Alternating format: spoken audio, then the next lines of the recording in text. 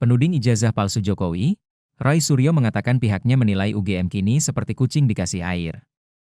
Satu hal yang sangat aneh.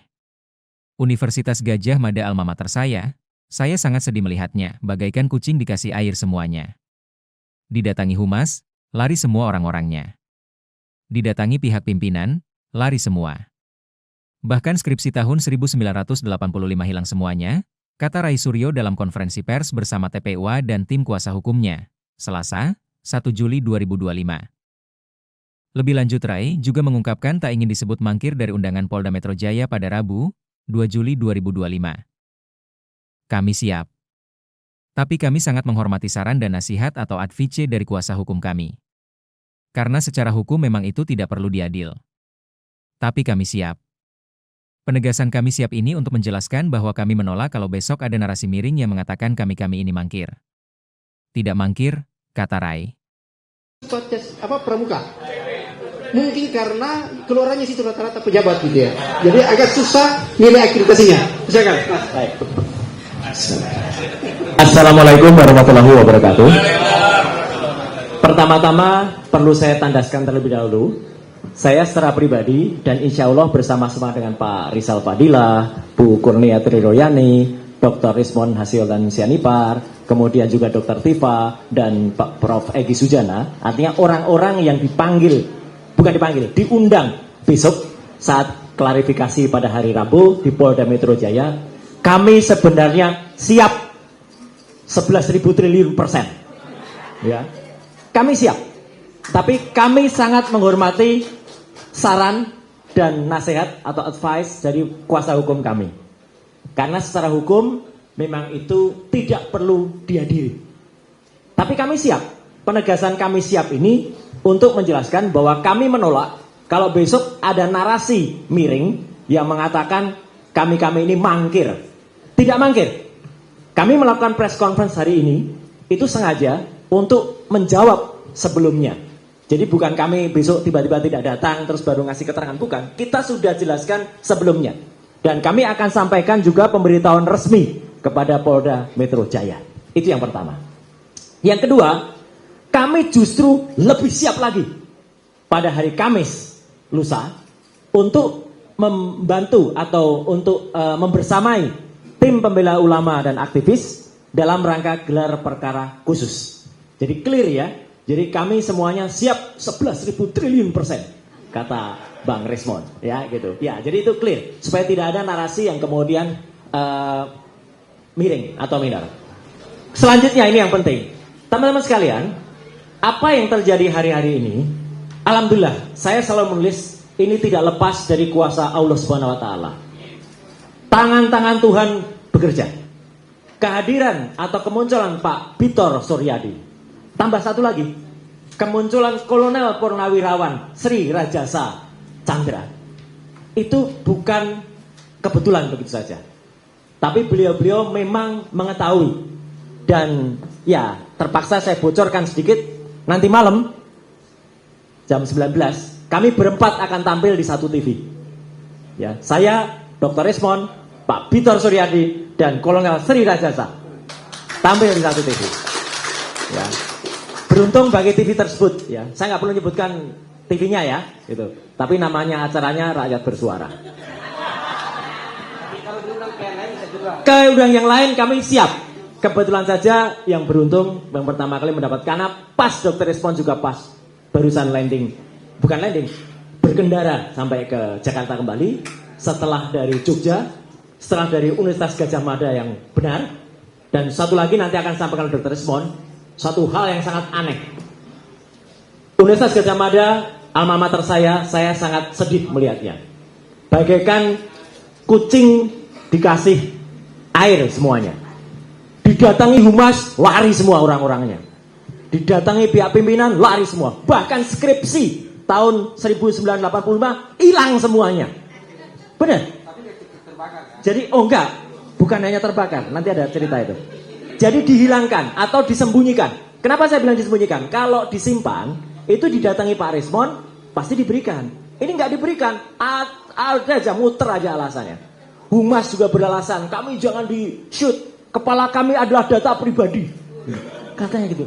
come on gitu ya. Tapi nggak apa-apa, nanti biar Pak Risman yang cerita. Ya. Nah, yang menarik adalah kenapa tadi Pak Sam menyampaikan tentang pasar pramuka dan kehadiran salah seorang yang nanti malam sebenarnya diundang, tapi yang bersangkutan tidak berani datang, yaitu Profesor P.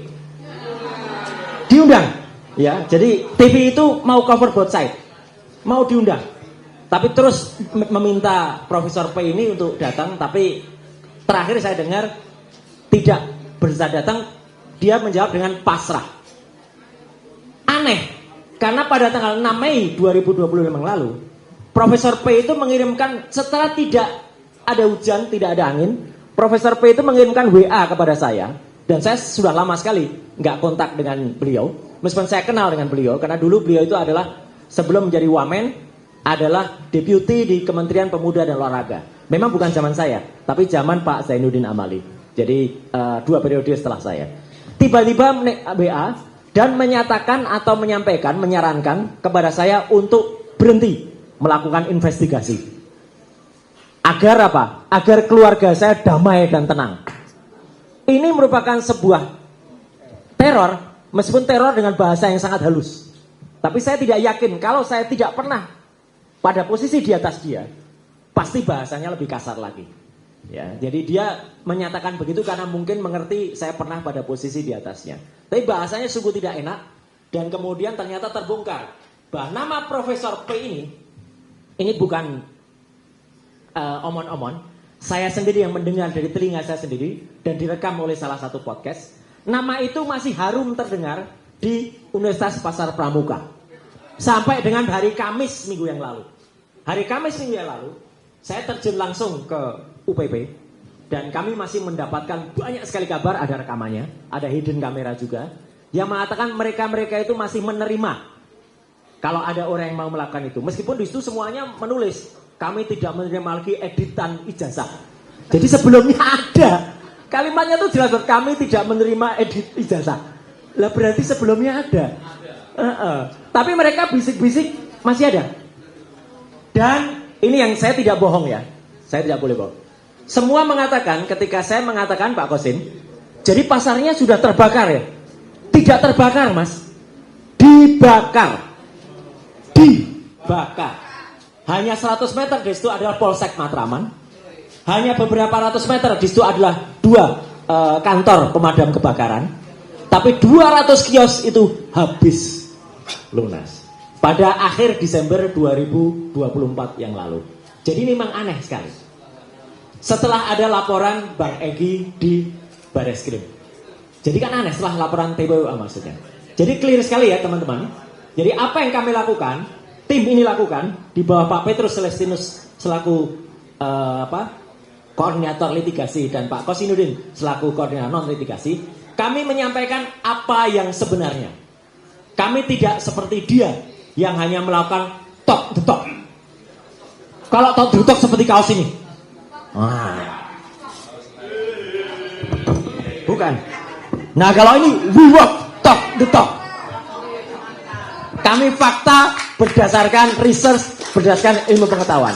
Dan sekali lagi kami siap datang, tapi karena kuasa hukum sudah menemukan bahwa itu sebenarnya tidak penting, bukannya tidak wajib, tapi tidak penting dihadiri, maka kami tidak hadir.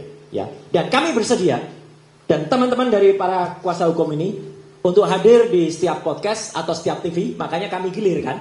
Kadang-kadang apa kabar Indonesia Pagi, kadang-kadang Prime Plus, kadang-kadang Aki Malam, kadang-kadang Sindu Prime dan lain sebagainya ya. Jadi kami semua datang dan kami bergiliran ya untuk datang. Jadi insya Allah kami tidak sendirian, kita juga bersama dengan dorongan dan ridho dari Allah Subhanahu Wa Taala. Sekian, terima kasih. Wassalamualaikum warahmatullahi wabarakatuh. Warahmatullahi wabarakatuh. Jadi teman-teman bukan mangkir ya, siap hadir mengklarifikasi. Kalian diklarifikasi itu jelas. Misalnya jelas asli dan jelas palsunya, ya kan? Kalau dia abu-abu kita tidak klarifikasi. Kalau tidak jelas sanad ke dinastinya gitu ya. Jadi ini. Baik teman-teman sekalian, ke terakhir gitu ya sebelum kita tanya jawab ke Ban Jarmada Girsan gitu ya. Ada ya pembacaan pernyataan sikap kita ya. Ini Oke? Baiklah. Assalamualaikum. Jangan lupa subscribe ya.